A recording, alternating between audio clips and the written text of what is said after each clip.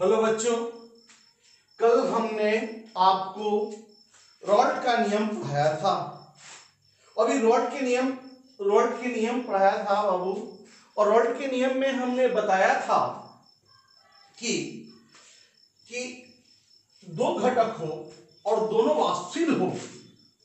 दो घटक हो, अगर मान लो कोई घटक ए है और दूसरा घटक बी है, दो घटक है, ये भी वास्तविक है तो इसका भी अपना वास्तव होगा, तो पी नॉट ए कर देंगे। ए द्रव है तो वास्तव को पी से सूचित करते हैं। ए है इसीलिए ए लगा देंगे, क्योंकि शुद्ध ए है इसीलिए पी ए नॉट कर देंगे। उसी तरह से यहां पे द्रव है, इसका वास्तव पी है, शुद्ध अवस्था का नोट हो गया और यहां पे बी लगा देंगे, तो शुद्ध वास्तव क्या हो जाएगा, पीवी नॉट। अब देखिए, अब हम दोनों तो अलग अलग द्रव है, अब ये दोनों द्रव को मिला देते हैं तो अब हमारा ये मिश्रण हो गया, ए भी हो गया, बी भी हो गया। अब ये दोनों गैस का अपना अपना वास्तव होगा। अब यहां पे ए का अपना वास्तव होगा, उसको पीए बोलेंगे, और बी का अपना वास्तव होगा, उसको पीवी बोलेंगे। तो कहता क्या है, अब ये दोनों मिश्रण हो गया, ये अलग है, ये अलग है, लेकिन जब दोनों को मिला दिए तो ये विलयन हो गया। ये क्या हो गया, विलयन हो गया। अब ये विलयन में क्या होगा कि ये कहता है कि विलयन में किसी भी घटक का वास्तव बराबर होगा उस घटक का मोल अंश। यानी जिसका भी करना है, जैसे अगर मान लो पीए निकालना है बाबू, पीए निकालना है तो ये कितना वास्तव होगा, ए का अपना वास्तव कितना होगा, तो बोलेगा पीए जो होता है उस घटक का मोल अंश तो हम लोग निकालने जानते हैं, उस घटक का मोल अंश तथा उसी घटक का शुद्ध वास्तव अंशों के बराबर होगा। रॉल्ट का नियम समझे, क्या है रॉल्ट का नियम? रॉल्ट का नियम कहता है कि किस विलयन में कल तक पिछले क्लास में, पिछले लेक्चर में आप देखिएगा तो आपको पिछले लेक्चर में आप देखिएगा तो देखिए सारा लेक्चर जो है एकदम क्रमबद्ध है। आपको एक लेक्चर के बाद दूसरा लेक्चर, दूसरा लेक्चर के बाद तीसरा लेक्चर, आपको क्रम से देखिएगा तब जाके समझ में आएगा। ऐसे नहीं कि डायरेक्ट कोई भी लेक्चर देख लेंगे तो समझ में नहीं आएगा, आपको क्रम से लेक्चर देखना होगा। एकदम शुरू से उठाइए, एकदम क्रम से देखिए, लेक्चर 1, लेक्चर 2, लेक्चर 3, और देखिए पूरा समझ में आएगा, एक एक चीज एकदम सीरीज है एकदम पूरा।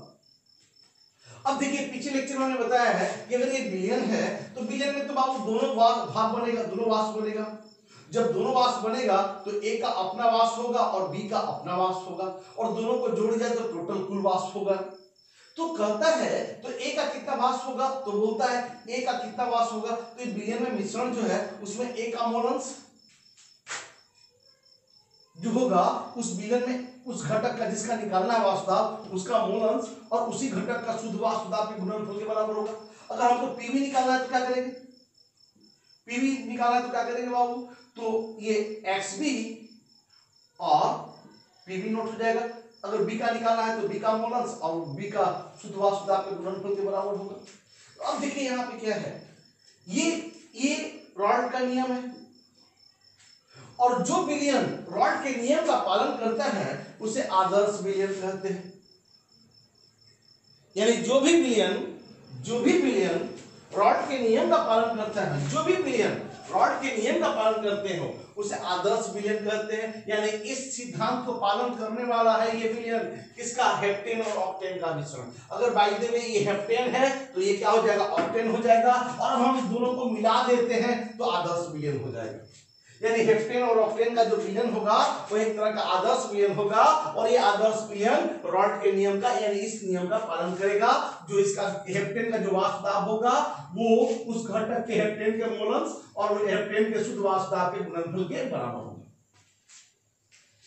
अब हमको एक क्वेश्चन तो समझ में आ गया कि हेप्टेन रॉल्ट के नियम का पालन करेगा। अब ठीक है, अब यहाँ पे क्वेश्चन क्या दे रहा है कि आदर्श विलयन का पालन करते, सही है। अब 373 केल्विन में दोनों द्रव घटकों का वाष्पदाब क्रम से, यानी कि इनका हेप्टेन का अलग शुद्ध वाष्पदाब होगा और और ये ऑक्टेन का अलग वाष्प दाब, जो शुद्ध वाष्प दाब जो है वो दिया हुआ है 105.2 केपीए एंड 46.8 केपीए। तो हम लोग क्या करेंगे, जैसे मान लो आगे डाटा लिख लेते हैं, क्या क्या दिया हुआ है। तो हेप्टेन का शुद्ध वाष्प दाब दिया हुआ है। तो हेप्टेन का शुद्ध वाष्प दाब को किसे सूचित किया जाए, चित्र बताइए आप। वाष्प दाब को कैसे सूचित करते हैं, तो पी से। वाष्प दाब को किसे सूचित करते हैं, तो पी से।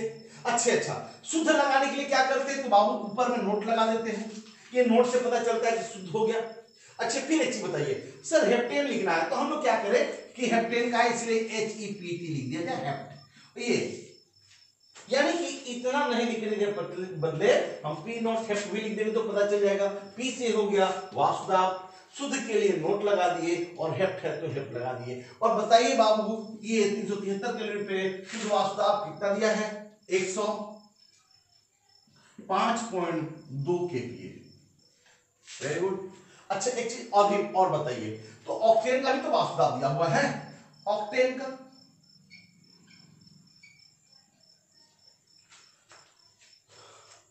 का शुद्ध वाष्प दाब,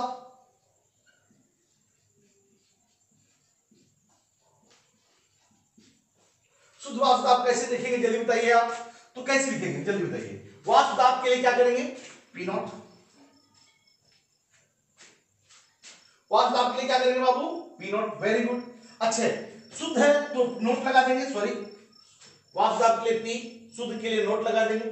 अच्छा, ऑक्ट है तो ऑक्ट कर देंगे। अच्छा, ये बराबर कितना दिया हुआ है, 46.8 केपीए। अब बताइए आप, ये दोनों का वाष्प दाब दिया हुआ है। अब इसके बाद बोल रहे हैं क्या, यानी कि अगर इसका वाष्प दाब दे रहा है हमको। अब बताइए, हमको बोल रहा है कि इस विलयन का, इस मिश्रण का वाष्प दाब क्या होगा। यानी कि ये दोनों दो घटक है, अलग अलग दो घटक है, दोनों का वाष्प दाब, मिश्रण का वाष्प दाब निकालना होगा। यानी पहला एक घटक का वाष्प दाब निकालेंगे, फिर इस घटक का वाष्प दाब निकालेंगे, और दोनों का जोड़ देंगे तो मिश्रण का वाष्प दाब हो जाएगा। यानी कि मिश्रण का वाष्प दाब निकालने के लिए रॉड के नियम से एक एक करके दोनों घटक का वाष्प दाब निकाल लेंगे, और जब एक एक घटक का वाष्प दाब निकाल लेंगे तो आसानी से हम उसका जब अलग अलग निकाल लेंगे वाष्प दाब, तो अलग से हम दोनों को जोड़ देंगे तो मिश्रण का वाष्प दाब निकल जाएगा। तो इसके लिए क्या चाहिए हमको, मोलंस चाहिए। तो मोलंस के लिए आपके पास क्वेश्चन में क्या दिया हुआ है जल्दी बताइए। देखिए, मोलंस निकालने के लिए जब हम शुद्ध वाष्प दाब जान गए, खाली मोलंस जाने तो इसका वाष्प दाब निकल जाएगा, इसका भी वाष्प दाब दिया हुआ है, इसका मोलंस निकाले तो इसका वाष्प दाब, ये दोनों को जोड़ देंगे तो मिश्रण का वाष्प दाब हो जाएगा, ये दोनों निकाले तो इसका दोनों को जोड़ देंगे तो मिश्रण का वाष्प दाब हो जाएगा। तो क्या करना है इसके लिए, मोलंस कैसे निकाला जाए। तो मोलंस निकालने के लिए हम लोग को क्या करना है कि देखिए दिया हुआ है हेप्टेन का द्रव्यमान दिया हुआ है, हेप्टेन का द्रव्यमान दिया हुआ है, हेप्टेन का द्रव्यमान दिया हुआ है। कितना हेप्टेन का द्रव्यमान दिया हुआ है, तो इसको W हेप्ट कर दिया जाए। हेप्टेन का द्रव्यमान कितना दे दिया, यही बताओ अब बाबू। हेप्टेन का द्रव्यमान दिया 25 ग्राम। अच्छा, आप बताइएगा, आप बताइएगा, हेप्टेन का द्रव्यमान दे दिया। हेप्टेन का अणु द्रव्यमान तो हम जानते हैं, हेप्टेन का सूत्र क्या होता है ये बताइए आप पहले। तो हेप्टेन का सूत्र होता है C7H16, और का अणु द्रव्यमान कैसे निकलेगा, का अणु द्रव्यमान अभी बताइए कैसे निकलता है, अणु द्रव्यमान कैसे निकलता है आप बताओ कैसे निकलेगा। तो कार्बन का कितना होता है 12, कार्बन कितना होता है 12, और 12 को 7 से गुना कर दो तो 12 7 84, और फिर ये हाइड्रोजन का एक होता है तो 16 हाइड्रोजन है तो 84, और एक हाइड्रोजन का एक तो 16 हाइड्रोजन का 16 हो गया, 84 और 16 कितना हो जाता है, तो 100, यानी कि 100 ग्राम पर मोल। अब आप बताओ, आप यहां पे क्या जाने, यहां पे हम आंसर करते हैं। आप बताओ क्या जाने। तो हेप्टेन का द्रव्यमान जान गए और हेप्टेन का अणु द्रव्यमान जान गए, तो हेप्टेन का मोल निकल जाएगा कि नहीं। हेप्टेन का मोलों की संख्या।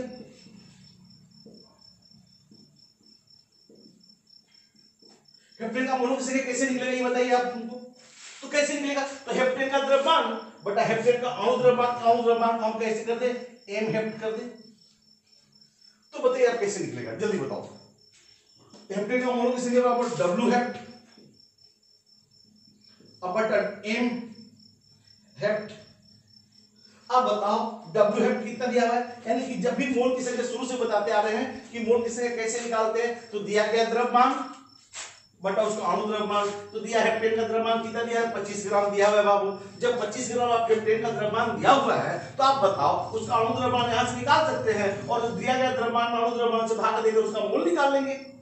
तो कितना होगा, ये डब्ल्यू हेप्ट कितना है जल्दी बता दो, तो 25 ग्राम है। अच्छा अच्छे बताइए एम हेप्ट कितना हो जाएगा जल्दी बताओ, तो 100 ग्राम 100 ग्राम 100 ग्राम पर मोल, यानी कि ये आ जाएगा 0.25 मोल। यानी कि आपको हेप्टेन के मोलों की संख्या तो निकल गया, लेकिन आप देखिए मोल अंश जब भी बात करेगा तो मोल अंश, देखिए मोल का अंश निकालना है, तो जब तक मोल का अंश तब निकलेगा जब आप पहले मोलों की संख्या निकालिएगा। अब मोलों की संख्या जैसे मान लो जिसका भी निकालना हो, अगर हमको हेप्टेन का निकालना है तो हेप्टेन का पहले द्रव्यमान जानना होगा, यानी कितना दिया हुआ है, फिर इसके बाद ऑक्टेन का द्रव्यमान जानना होगा कितना दिया हुआ है। अब दोनों को क्या करेंगे, डिवाइड कर देंगे। अब डिवाइड करने के बाद हम मोलों की संख्या निकाल देंगे। अब मोलों की संख्या निकालने के बाद अब उसी तरह से हम क्या करेंगे कि अब यहाँ पे ऑक्टेन का भी मोलों की संख्या निकालना होगा और हेप्टेन का मोलों की संख्या को हम एन हेप्ट कर दिया जाए। आप एन हेप्ट कर दिया जाए, ये आसानी से आप लोग समझे। और हम चाहेंगे कि पहले आप इसे नोट करें।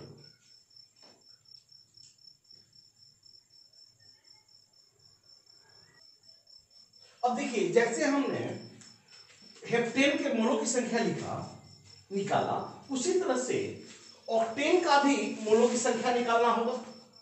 अब देखिए यहाँ पे क्या है कि ऑक्टेन का द्रव्यमान, जैसे हेप्टेन का द्रव्यमान तो ऑक्टेन का अणु द्रव्यमान निकाले, उसी तरह से हमको ऑक्टेन का भी द्रव्यमान चाहिए।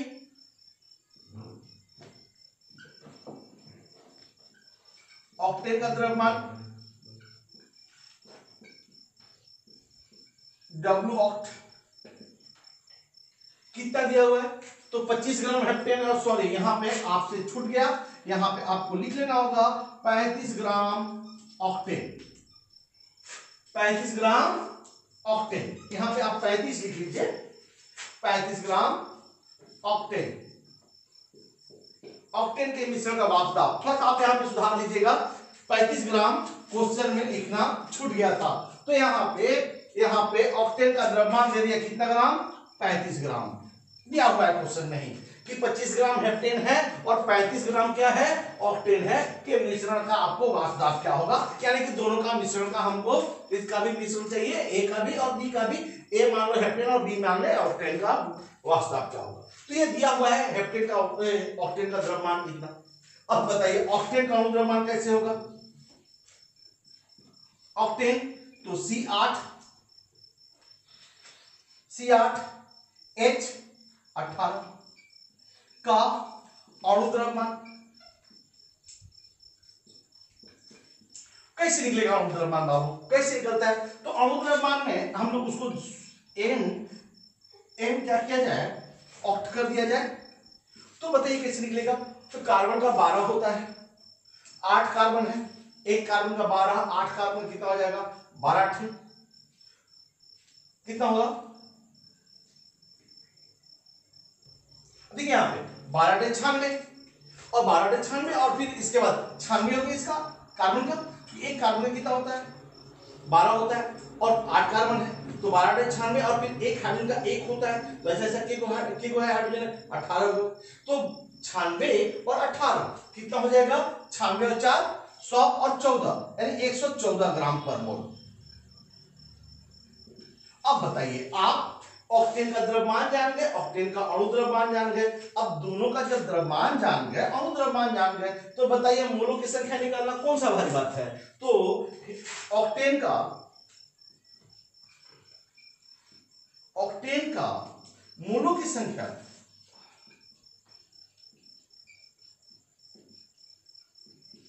ऑक्टेन का मोलों की संख्या कैसे निकलेगा? तो ऑक्टेन का मोलों की संख्या कैसे निकलेगा जल्दी बताओ। तो ऑक्टेन का मोलों की संख्या n ऑक्ट कर देंगे। ऑक्टेन का मोलों की संख्या कैसे निकलेगा? तो n ऑक्टेन कर देंगे। ये बराबर किससे बराबर होगा जल्दी बता दो बाबू। तो कैसे बराबर होगा n ऑक्टेन, जल्दी बताओ। तो जल्दी बताओ n ऑक्टेन कैसे होगा। तो n ऑक्टेन निकालने के लिए हम क्या करेंगे कि ऑक्टेन का द्रव्यमान W ऑक्ट अब बटा ऑक्टेन का अणु द्रव्यमान, हाँ ऑक्ट। अब बताओ हेप्टेन का अणु द्रव्यमान कितना, ऑक्टेन का अणु द्रव्यमान कितना द्रव्यमान दिया हुआ है? तो 35 ग्राम। अच्छा एक चीज और बता दो, इसका ऑक्टेन का अणु द्रव्यमान कितना दिया हुआ है बाबू? तो 114 ग्राम पर मोल। तो ये ग्राम से ग्राम कट जाएगा, ये मोल ऊपर चले जाएगा तो मोल हो जाएगा। जब हम इसे सॉल्व करेंगे तो n ऑक्टेन बराबर होगा, n ऑक्टेन बराबर आ जाएगा 0.307 मोल के लगभग आएगा। आप इसे खुद से आप इसको आप डिवाइड करके देख लीजिएगा। ये तो डिवाइड करने का चीज है, इसमें कहीं कोई केमिस्ट्री नहीं है। तो आपको क्या बताया गया कि आपको अभी तक जो द्रव्यमान दिया हुआ है उस द्रव्यमान को हम मोल में कन्वर्ट किए। अब इस मोल में कन्वर्ट कर लिए तो मोल अंश तो निकाल सकते हैं। जब हम मोल अंश निकाल सकते हैं तो रॉड का नियम को आसानी से लगा के दोनों का आंशिक दाब निकाल लेंगे, दोनों का अलग अलग दाब निकाल लेंगे, और जब दोनों का अलग अलग दाब निकालेंगे तो जोड़ लेंगे तो विलयन का वास्तव हो जाएगा। तो पहले आप इसे लिख लीजिए।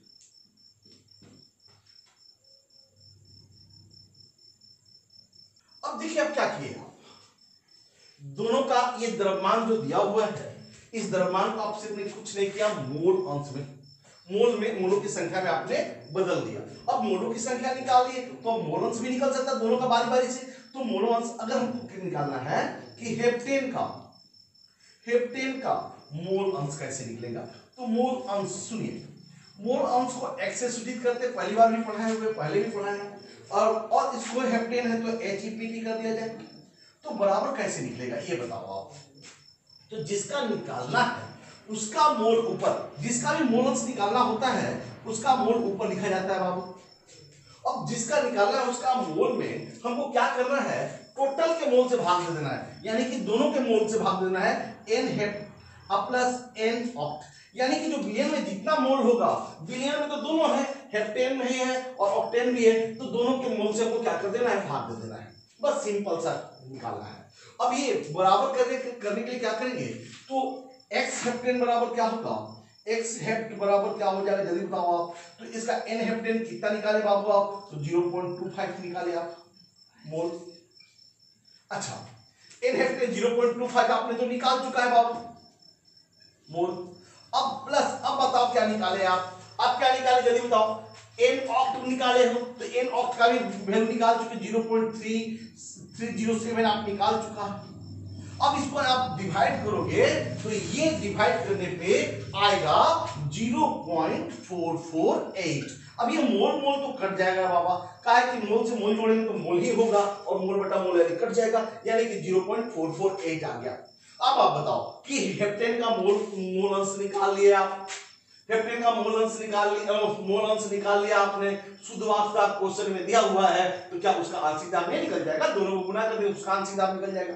उसी तरह से हमको अब ऑक्टेन का मोल अंश निकालना होगा। तो ऑक्टेन का मोल अंश कैसे निकलेगा, तो ऑक्टेन का मोल अंश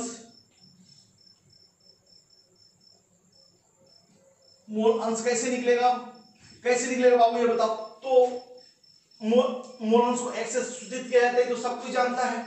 अच्छा ऑक्टेन है तो ऑक्ट कर दिया जाए, क्या टेंशन करना है। अब ऑक्टेन का मोल अंश कैसे निकालेंगे, तो जल्दी बताओ क्या करेंगे। हमको जिसका निकालना है तो हम क्या करेंगे, उसका मोल ऊपर लिखते हैं n ऑक्ट, अब बटा total mole n heptane plus n oct.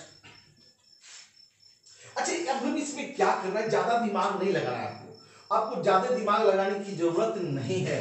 अब आप क्या करोगे, n x ऑक्ट बराबर, अब बताओ एन ऑक्ट बराबर कितना है, तो 0.307 मोल, और ये 0.25 प्लस 0.307। अब इसको डिवाइड कीजिएगा तो 0. ये आएगा 552। अब देखिए ध्यान रहे, हम इतना कैलकुलेशन नहीं करने जाएंगे, क्यों? क्योंकि अगर आप एक का निकाल लेते हो तो दूसरे का निकालने की जरूरत नहीं है। आप क्या करोगे कि अगर x ऑक्ट निकालना है, हम तो क्या करेंगे, x ऑक्ट निकालना है तो क्या करेंगे, 1 में से x हेप्ट को घटा देंगे। अगर एक का हम जानते हैं, तो अगर हमको एक का जानते हैं, एक का मोलस जानते हैं, तो दूसरे का मोलस 2 घटक है, तो दोनों में से एक का अगर जान गए तो दूसरे का निकालने का जरूरत नहीं है। हम एक में से अगर हम इतना 0.488 घटाएंगे तो 0.552 आ जाएगा। यानी एक का अगर निकालेंगे तो दूसरे का निकालने की जरूरत नहीं है। समझ में आया बात को? अगर हम एक का मोलस निकाल लेते हैं घटक का, तो दूसरे का घटक का निकालने के लिए ये सब करने की जरूरत नहीं है। अगले क्वेश्चन में आप लोग डायरेक्ट अपने कर लीजिएगा। उसमें क्या कीजिएगा कि एक का अगर मोलस आपने निकाल डाला है तो दूसरे का निकालने के लिए एक में से घटा देंगे। अब देखिए, अब तो रॉल्ट के नियम किया जाए। रॉल्ट का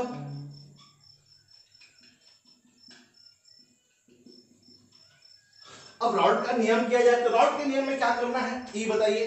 तो हमको क्या करना है कि जिसका भी ऐसे कीजिए। आप सबसे पहले आप एक काम कीजिए, इसको इतना दूर आप नोट कर लीजिए। नोट कर लीजिए तो इसको अच्छा रहेगा, स्पेस में समझाने के लिए। अब देखो, आप रॉल्ट का नियम तो हम लोग पढ़ चुके हैं।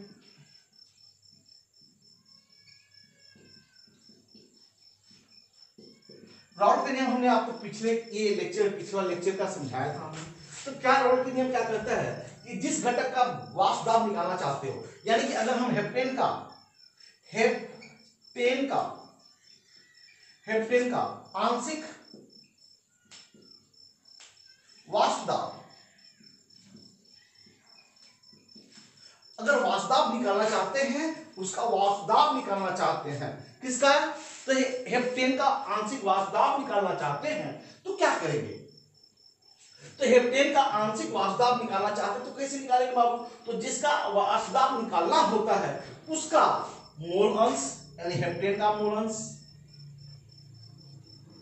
और फिर इसके बाद उसी घटक का शुद्ध अवस्था का वाष्प दाब हमने पहले बोल चुका है कि दोनों घटक का वाष्प दाब दिया हुआ है, ये हेप्टेन का और ये ऑक्टेन का। तो क्या करेंगे जल्दी बताइए आप, किसका दिया हुआ है, पी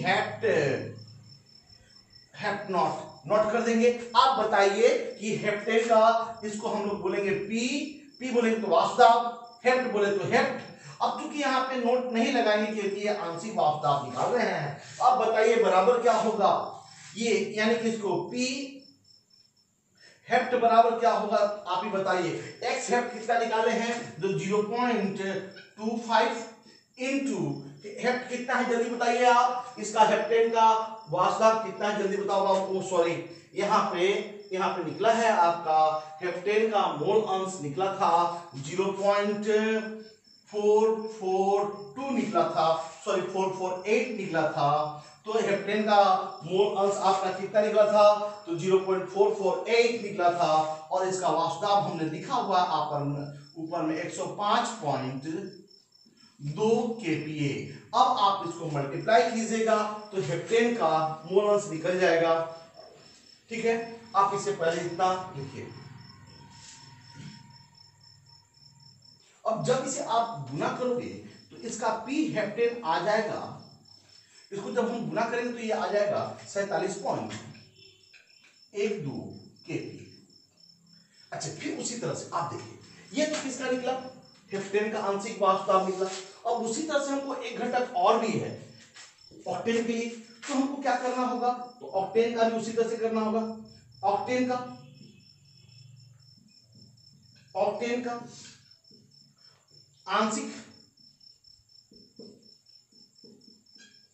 आंशिक वाष्प दाब, ऑक्टेन का आंशिक वाष्प दाब कितना दिया जल्दी बताइए आप। आंशिक वाष्प दाब कैसे निकलेगा, इसको हम लोग क्या करेंगे, पी वास्तव को पी से और ऑक्ट कर दिया बराबर एक्स ऑक्ट, जिसका निकालना है उसका मोलंस तथा उसी का शुद्ध अवस्था का वास्तव पी नॉट ऑक्ट। इसका मतलब कि पी ऑक्ट बराबर हम एक काम करते हैं, पी ऑक्ट बराबर हम क्या करेंगे आप बताओ, पी ऑक्ट बराबर x oct plus into P not oct. अब बताओ ये बराबर पी ऑक्ट बराबर क्या होगा,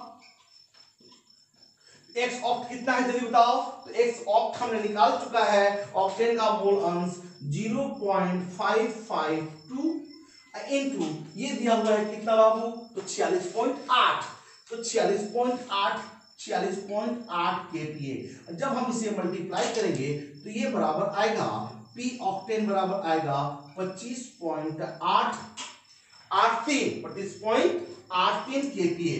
अब बताइए आप दोनों का वास्तव निकाल लिए, दोनों का वास्तव अलग अलग वास्तव निकाल लिए, अब ये दोनों को वास्तव को जोड़ देंगे तो क्या इस मिश्रण का वास्तव में निकल जाएगा क्या, दो घटक है दोनों का हम अलग अलग वास्तव निकाल दिए रॉड के नियम से, और रॉड के नियम से वास्तव निकालने के बाद उसको हम क्या किए कि दोनों को जोड़ देंगे तो हमको कुल वास्तव हो जाएगा, यानी कि इसको और इसको जोड़ दिया जाए तो मिश्रण का वास्तव हो जाएगा। अब सुनिए ऐसे क्वेश्चन में हम क्या करेंगे इसमें क्वेश्चन में हमने क्या किया कि सबसे पहले द्रव्यमान दिया हुआ है, उसके किसी अणु द्रव्यमान से भाग के मोलों की संख्या निकालिए, इसका भी द्रव्यमान दिया हुआ है, इसके अणु द्रव्यमान से भाग के इसका भाग देकर के इसके मोलों की संख्या निकाल दो। जब दोनों के मोलों की संख्या निकाल गए तो दोनों का मोल अंश निकाल लिए, तो जिसका इसका निकालना है तो इसके मोल में दोनों का मोल से भाग दे देंगे, अगर इसका निकालना है तो इसके मोल में दोनों के मोल से भाग दे दिए। जब मोल अंश निकाल दिए और उसका शुद्ध वास्तव दिया हुआ है क्वेश्चन में हेप्टेन का मोल अंश, तो हेप्टेन का तो उसका हेप्टेन का शुद्ध वास्तव तो हेप्टेन का आंशिक वास्तव निकल जाएगा। अगर ऑक्टेन का मोल अंश निकाले तो ऑक्टेन का शुद्ध वास्तव से गुना कर दिए तो ऑक्टेन का आंशिक वास्तव निकाल दिए और दोनों को जोड़ देंगे तो मिश्रण का वास्तव निकल जाएगा। यानी कि पहले आप इसे नोट कर ले और दोनों को जोड़ देंगे हम तो मिश्रण का वास्तव निकल जाएगा। आप पहले आप इसे नोट कर लो। अब देखिए अब क्या करें, दोनों का वास्तव आपने निकाल लिया, अब क्या करेंगे मिश्रण का वास्तव निकाला है तो क्या करेंगे जल्दी, कैसे करेंगे मिश्रण का वास्तव, अब दोनों का वास्तव को जोड़ दो, दोनों का अलग अलग जो वास्तव निकाले थे यानी P hept plus P oct दोनों को जोड़ देंगे तो हमारा आंसर आ जाएगा। पी हेप्ट कितना निकला थे बाबू, तो पी हेप्ट निकाले थे हम, पी हेप्ट कितना, हाँ 47.12 निकाला हमने केपी। अब प्लस अच्छे पी ऑक्ट कितना निकाले थे, तो पी ऑक्ट निकाले थे बाबू आपका 25.83 निकाले थे केपी। अब बताओ अब दोनों को केवल जोड़ दो तो मिश्रण का वास्तव हो जाएगा, सिंपल सा चीज है ये, तो थोड़ी इसमें कहीं केमिस्ट्री नहीं है, बस बाबू आपको इसमें केमिस्ट्री वही है कि पहले इसको मोल दिया हुआ है तो इसको दिया हुआ है इसको मोल में बदलेंगे, इसको दिया हुआ है इसको मोल में बदलेंगे और इन दोनों को मोल से मोल अंश निकाल लेंगे और इसके साथ गुना कर देंगे रॉड्स के नियम के अनुसार कि जिसका भी मोल अंश निकाला उसके वास्तव से गुना करने के बाद आंशिक वास्तव निकालेंगे। यही केमिस्ट्री है, बाकी कहीं केमिस्ट्री नहीं है। अब देखिए यहाँ पे अब दोनों को जोड़ दो तो 5 हो जाएगा, 9 हो जाएगा, ये 2 हो जाएगा और ये 7 हो जाएगा केपीए। आप इतना देख लीजिए ये आंसर हो जाएगा। आप इसे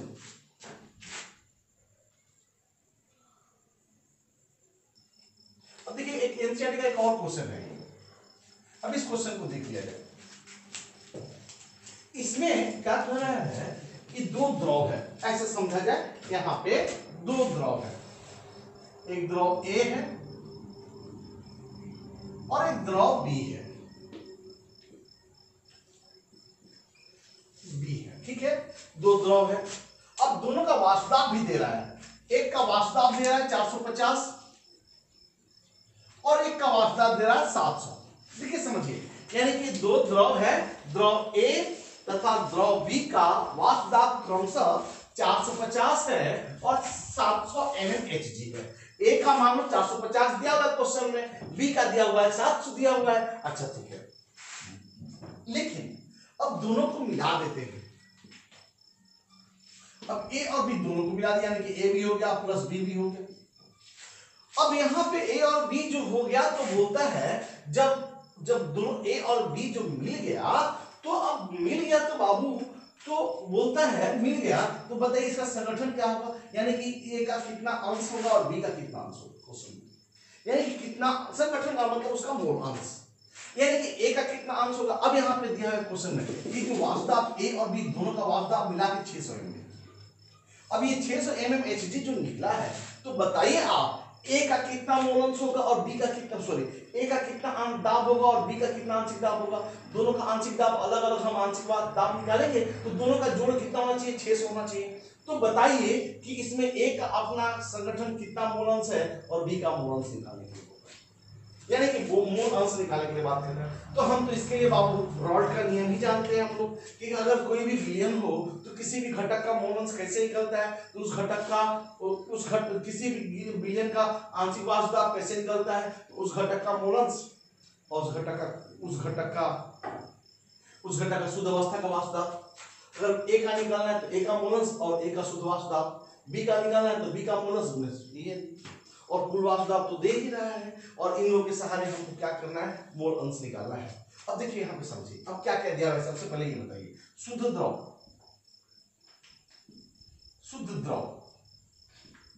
ए का वाष्प दाब, शुद्ध द्रव ए का वाष्प दाब, तो शुद्ध द्रव ए का वाष्प दाब कैसे मिलेगा, तो द्रव का वाष्प दाब तो पी बोले बाबू, वाष्प दाब को क्या बोले, पी बोले। तो ए का है तो इसलिए ए लगा देंगे, अशुद्ध है इसलिए नोट लगा देंगे। यहां पे दिया हुआ है 450 mm, कोई दिक्कत है क्या, नहीं। अब बताइए शुद्ध द्रव बी का वाष्प दाब, शुद्ध द्रव बी का वाष्प दाब क्या होगा, तो वाष्प दाब को पी से सूचित करते हैं, हाँ चूंकि शुद्ध है इसलिए नोट लगा देंगे। अच्छे बी है तो बी लगा देंगे, बराबर 700 mmHg होता है। अच्छा अब बताओ बाबू दोनों का वाष्प दाब तो दे रहे हैं। अच्छा थोड़ा सा अब यहां पे क्वेश्चन में कुल वाष्प दाब दे रहा है, कुल वाष्प दाब पी दे रहे हैं, पी 600 mmHg। अब देखिए यहां पे कुल वाष्प दाब यदि विलयन का कुल वाष्प दाब टोटल वेपर प्रेशर 600 mmHg है, तो बताइए संगठन क्या होगा, यानी कि द्रव मिश्रण का संगठन, यानी क्वेश्चन में बोल रहा है कि द्रव मिश्रण का संगठन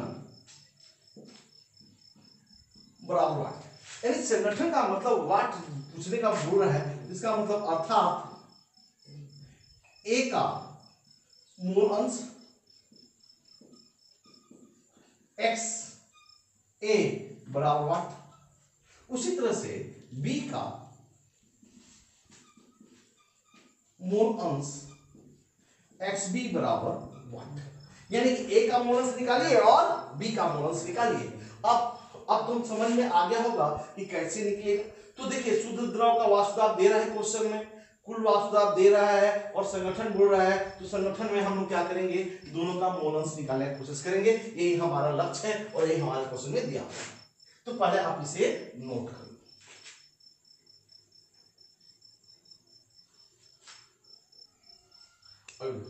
अब क्या है कि यहां पे अब देखिए, अब तो आप जानते हो रॉड के नियम। अब यहीं पे एक केमिस्ट्री आ गया बाबू, कुछ पहले कुछ नहीं, हमने पहले तो क्या किया, क्वेश्चन को समझाया, क्वेश्चन में क्या क्या दिया वो उसको लिखा, क्या निकालना है उसको लिखा है। लेकिन अब आया केमिस्ट्री, बस यहां से केमिस्ट्री आपका शुरू होता है। इससे पहले कोई केमिस्ट्री नहीं था, इससे पहले तो सिर्फ क्वेश्चन को हम आपको समझाए थे। तो देखिए रॉड के नियम के अनुसार, नियमानुसार नियमानुसार। अच्छे नियम के अनुसार आप क्या जानते हो कि अगर किसी भी घटक का वाष्पदाब यानी कि द्रव ए का ऐसे लिखिए ना, द्रव ए का आंशिक वाष्पदाब PA बराबर कैसे करेंगे ये बताइए आप। ए का आंशिक वाष्पदाब PA बराबर कैसे निकालेंगे आप बताओ, तो कैसे निकालेंगे ये बताओ। तो जिस घटक का निकालना है उस घटक का वाष्पदाब, उस घटक का मोल अंश, यानी कि ए का अगर निकालना है आंशिक वाष्पदाब तो ए का मोल अंश, और उसी तरह से बी का निकालना तो बी का मोल अंश, अगर बी का निकाले तो बी का मोल अंश, तथा उसी घटक का शुद्ध वाष्पदाब यानी PA नॉट। अच्छा, बी का आंशिक वाष्पदाब अगर निकालना है तो कैसे निकालेंगे,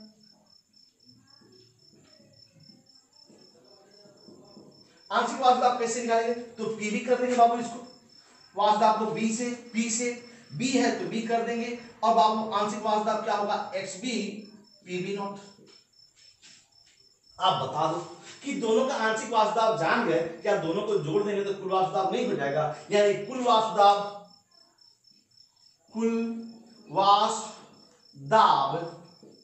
P बराबर PA प्लस PB, यानी कुल वाष्पदाब बराबर क्या हो जाएगा PA प्लस PB। अगर हम दोनों का आंशिक वाष्पदाब को निकाल लेंगे और दोनों को जोड़ देंगे तो कुल वाष्पदाब दे रहा है, और कुल वाष्पदाब PA प्लस PB हो जाएगा। और ऑलरेडी आपके क्वेश्चन में भी दिया है कुल वाष्पदाब कितना है, तो 600 है। अब देखिए हमको क्या करना है, अब इन लोगों के सहारे हमको उसका संगठन निकालना है, यानी मोल अंश निकालना है।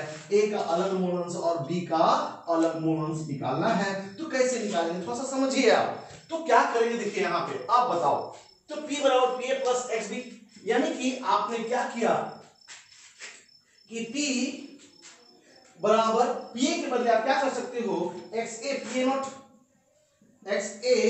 PA नॉट प्लस PB बराबर क्या कर सकते हो XB PB नॉट।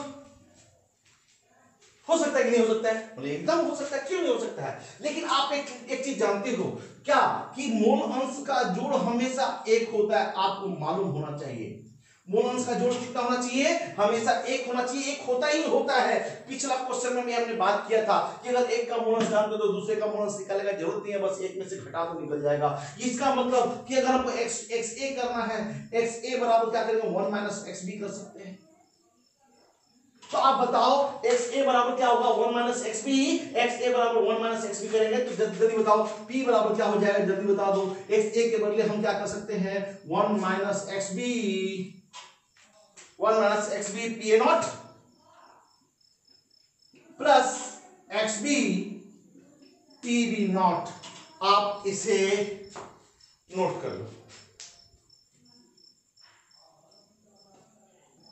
अब देखिए यहां पे क्या है, P बराबर क्या हो जाएगा, अब ये P तो BS के साथ दोनों के साथ मल्टीप्लाई है, तो दोनों के साथ अगर मल्टीप्लाई कर देंगे तो सीधे क्या करेंगे PA not minus XB PA not plus XB PB not. अब हम थोड़ा सा इसको अरेंज कर दें कि आसानी से हमारा कैलकुलेशन हो जाए। तो आसानी से कैलकुलेशन होने के लिए क्या करेंगे, तो P बराबर क्या करेंगे बताओ बाबू, इसको अरेंज कर लो XB PB not minus XB PA not plus PA not कर देंगे हम यहाँ पे। अब बताओ यहाँ पे क्या करेंगे, P बराबर XB को कॉमन ले लो, PB not minus PA not XB हो जाएगा, अब प्लस क्या हो जाएगा PA नॉट। अब सारा का वैल्यू रख दीजिए। P बराबर कितना दिया हुआ है जल्दी बता दो आप। P बराबर कुल वाष्पदाब आपको दिया हुआ है 600 mg। अच्छा अब बताओ यहाँ पे इसको अब हम लोग क्या करेंगे, आप बताओ यहाँ पे PB का भी वैल्यू दिया हुआ है, B का कितना दिया है बाबू, तो B का 700 mg, यानी 700 mmHg माइनस। अच्छा अब एक चीज बता दो आप हमको, तो PA का कितना जानते, तो PA का A का भी दिया हुआ है 450 mmHg, तो 450 mmHg। ये ऐसे कर दिया जाए, इसको हम XB कर दिए। अब हमको बता दो कि अब देखिए यहाँ पे पीए भी नोट भी दिया हुआ है, तो पीए नोट कितना दिया है जल्दी बता दो आप। तो 450 mmHg प्लस 450 mmHg। आप हमको बता दो कि माइनस वाला हमको इस पर ले जाए तो ये प्लस में, तो इस पर आ जाएगा तो क्या हो जाएगा माइनस हो जाएगा, यानी कि 600 mm माइनस 450 mm बराबर क्या हो जाएगा। अब इसको हम घटा देंगे तो कितना हो जाएगा जल्दी बताइए आप। 250 mmHg। अब ये 250 mmHg हो जाएगा। अब ये XB तो होगा ही होगा। अब ये जब घटाएंगे तो ये कितना हो जाएगा 150 mmHg। अब 150 mmHg हो गया और बताइए बराबर 250 250 mm XB हो गया। तो बताइए XB बराबर कितना हो जाएगा। XB बराबर 150 mmHg। अब भट्टा में 250 mmHg, तो mmHg से mmHg क्या हो जाएगा कैंसिल हो जाएगा। अब ये कितना हुआ, ये 0 से 0 कट गया, यानी कि 5 से गया तो ये 3 हो गया और ये 5 हो गया, यानी कि 0.6 होगा ये, यानी XB का वैल्यू 0.6 हो गया। तो आप बताओ हम एक का मोलन्स जानते हैं तो दूसरे का मोलन्स निकालना कौन सा भारी बात है, कैसे निकलेगा। तो हम क्या जानते हैं XA बराबर हो जाएगा 1 माइनस XB। तो बराबर बताइए आप 1 माइनस XB का वैल्यू हम निकाल चुके हैं 0.6, तो 0.6 बराबर होगा XA बराबर 0.4, यानी कि XA का वैल्यू इसका संगठन निकल गया, यानी इसका 600 mmHg होने के लिए A का मोल अंश होना चाहिए 0.4 और B का मोल अंश कितना होना चाहिए 0.6। आप इसको नोट कर लो।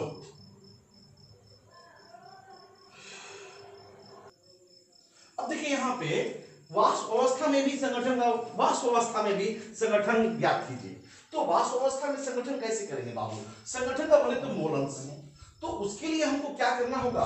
राउल्ट के नियम से हम लोग पढ़ चुके हैं। राउल्ट के नियम से हमने क्या पढ़ा है कि अगर हमको पीए निकालना है तो XA पीए नॉट। अब हम XA तो कितना निकाले हैं जल्दी बताइए बाबू। तो 0.4 हमने निकाला है। अच्छा पीए नोट कितना है तो 450 mmHg। अब बताइए आप हमको यहां से काटेंगे तो 10 आ जाएगा, पॉइंट के बदले ये कट जाएगा, तो 45 चौके कितना हो जाएगा ये बताइए आप। तो 180 mmHg, यानी कि हमारा एक आंशिक दाब कितना हो जाएगा तो 180 mmHg। अगर उसी तरह से अगर हमको पीवी का निकालना है तो कैसे निकालेंगे। तो पीवी का निकालना है तो हमको क्या बोले, पीवी का कैसे निकलेगा। तो XB पीवी नॉट। तो XB का वैल्यू कितना होता है हमने अभी तो निकाला है 0.6 इंटू XB का वैल्यू कितना है बाबू 700 mmHg। आप देख लेना, थोड़ा सा कैलकुलेशन आपको खुद से देखना पड़ेगा। तो क्या होगा, तो ये 420 mmHg। अब बताओ दोनों का अगर जोड़ेंगे, दोनों का आंशिक दाब को जोड़ेंगे तो कुल वाष्प दाब होगा कि नहीं होगा, और दोनों का जोड़ेंगे तो देखिए 600 वाष्प दाब होगा। हमारा ऑलरेडी क्वेश्चन में दिया हुआ है कुल दाब कितना 600 mmHg। दोनों का अलग अलग वाष्प दाब निकाल लिए हम। अब इसके बाद क्वेश्चन में क्या कर रहा है कि वाष्प अवस्था में संगठन, यानी कि वाष्प अवस्था में भी आपको मोल अंश निकालना है, यानी कि घटक A का वाष्प प्रवस्था में मोल अंश कैसे निकलेगा। वाष्प प्रवस्था में मोल अंश कैसे निकलेगा बाबू जल्दी बताइए आप। तो जिसका भी निकालना है, घटक A का निकालना है और घटक B का निकालना है, उसमें टेंशन नहीं करना। जिस घटक का निकालना है उसका मोल अंश यानी उसका वाष्प दाब। अगर वाष्प अवस्था में बोलेगा तो वाष्प दाब का मोल अंश निकालेंगे बाबू। तो जैसे निकालना है, अगर हमको A का निकालना है तो A का वाष्प दाब बटा कुल वाष्प दाब यानी PA प्लस PB। आप बताओ A का वाष्प दाब कितना होता है ये बताइए। आप A का वाष्प दाब ऑलरेडी निकाल चुके 180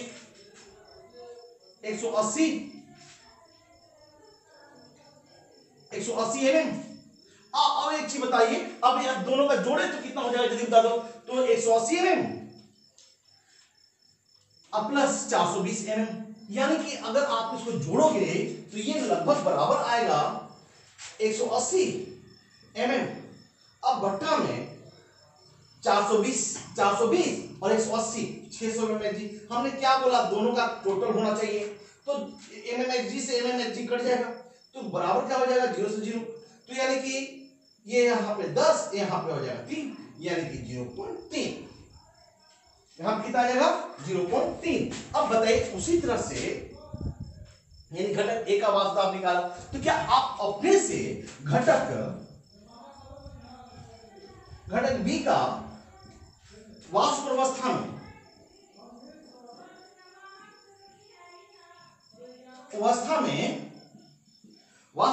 में मोल अंश कैसे निकलेगा,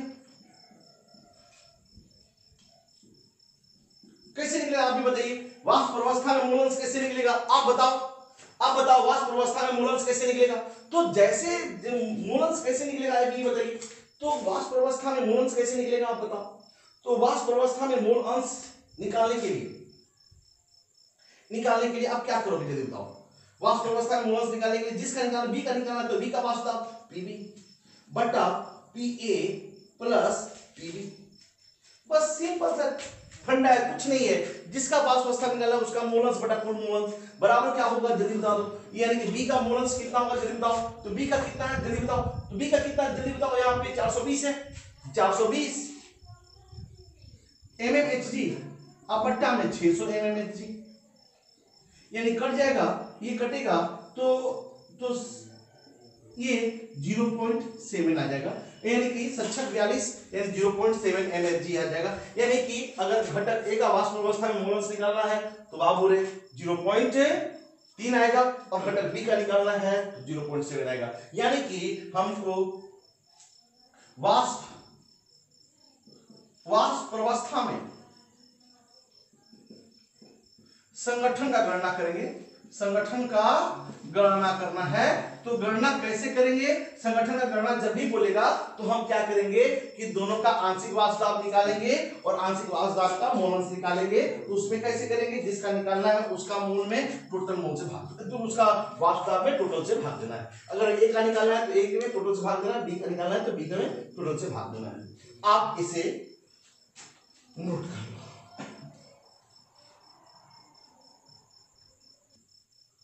अब देखो अब यहाँ पे 2 क्वेश्चन है। आप इस 2 क्वेश्चन को आप अपने घर पे बनाइए। अब देखिए आपको क्वेश्चन बनाते हो तो एक दो लड़का ही कमेंट करता है सर सही है। आप सभी लोग बनाइए और सभी लोग ईमानदारी से पढ़िए। जब तक पढ़िएगा नहीं तब तक आपका रिजल्ट अच्छा नहीं आएगा। आपका क्लियर की बात है, घर पे बैठे रहते हो, घर पे बैठने से नहीं होगा। अब देखिए यहाँ पे क्या है कि एक द्रव ए है, उसका 100 ग्राम है, उसका अणुद्रव्यमान दिया हुआ है, तो द्रव्यमान और अणुद्रव्यमान से उसका मोलों की संख्या निकल जाएगा। बोले हाँ। अब द्रव बी का भी द्रव्यमान और अणुद्रव्यमान दिया, इसका भी मोलों की संख्या निकल गया। अब जब दोनों का मोलों की संख्या निकल गया तो मोल अंश भी निकल जाएगा।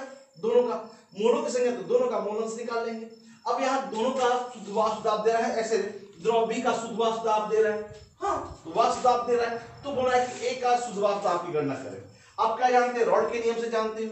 तो रॉड के नियम से क्या जानते हैं कि मोल अंश गुने शुद्ध वाष्प दाब, मोल अंश गुने शुद्ध वाष्प दाब, दोनों का मोल अंश आंशिक दाब को जोड़ेंगे तो कुल वाष्प दाब आएगा। आप उस प्रॉब्लम को बनाने की कोशिश करो, बन जाएगा। उसी तरह से बेंजीन, इसका फॉर्मूला देखिए यहाँ पे लिखा हुआ है। बेंजीन का फॉर्मूला है C6H6 तथा नेप्थलीन, ये नेप्थलीन है, नेप्थलीन C10H8 आदर्श विलयन बनाते हैं। 300 केल्विन पर शुद्ध बेंजीन तथा नेप्थलीन का शुद्ध वाष्प दाब क्रमशः 50.71 mmHg तथा 32.06 mmHg है। वाष्प अवस्था में बेंजीन का मोल अंश की गणना करें। वाष्प अवस्था में बेंजीन का मोल अंश की गणना करें यदि 80 ग्राम बेंजीन को 100 ग्राम नेप्थलीन में मिश्रित किया जाए, और इसका आंसर आएगा 0.7675। लेकिन इस क्वेश्चन का आंसर अगर शुद्ध वाष्प दाब की गणना करने के लिए बात कर रहा है तो शुद्ध वाष्प दाब आएगा 280.5 और उसका विलयन में उसका वाष्प दाब आएगा 32 टोर। इसमें टोर आएगा आंसर। तो आप हम कहेंगे कि आप ये 475 टोर कुल वास्तव आप 475 टोर दिया, इसलिए दोनों का आंसर 4 में आएगा। आप इसे बनाने की कोशिश करें। Thank you.